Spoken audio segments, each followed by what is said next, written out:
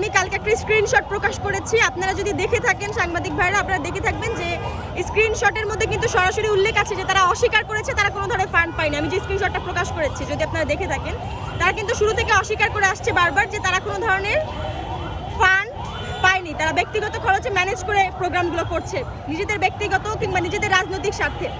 তো সেই জায়গা থেকে বলতে চাই যে শুরু থেকেই যখন তারা এই অস্বচ্ছতা কিংবা গোপনীয়তা রক্ষা করে আসছে পাবলিক ফান্ডের বিষয়ে, তখনই আসলে প্রশ্নগুলো উত্থাপিত হয়েছে। আমাদের মনের মধ্যে প্রশ্ন জেগেছে যে তারা এখানে একটা অনিয়মের আশ্রয় হয়তো বা নিচ্ছে।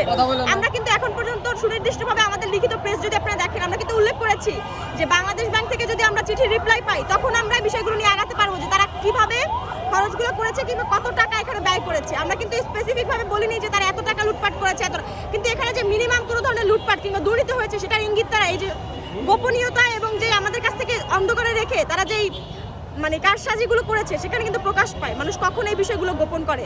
কেন্দ্রীয় কমিটির আমি একদম সুপার ফোর মেম্বার, আমার কাছে 10 লাখ টাকা চাঁদা চেয়েছেন। এখন আপনাদের যে বিষয়টা ছিল মাশরাফির মাধ্যমে 10 লাখ, মাশরাফির সাথে তাদের কি কমিউনিকেশন হয়েছে আমি জানি না।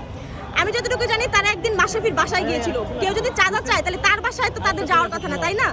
তো এই বিষয়টা আসলে মাশরাফি ভাই ক্লিয়ার করতে পারবেন, এবং মাশরাফি সরকার থেকে শুরু করে মাশরাফির মাধ্যমে যদি রিফাত রশিদ কোনো ধরনের প্রমাণ দেখাতে পারে যে আমি সিনথিয়া জাহিন আয়েশা 10 লাখ টাকা চাঁদা চেয়েছি, তাহলে সিনথিয়া জাহিন আয়েশা রাজনীতি ছেড়ে দিবে সারা জীবনের জন্য।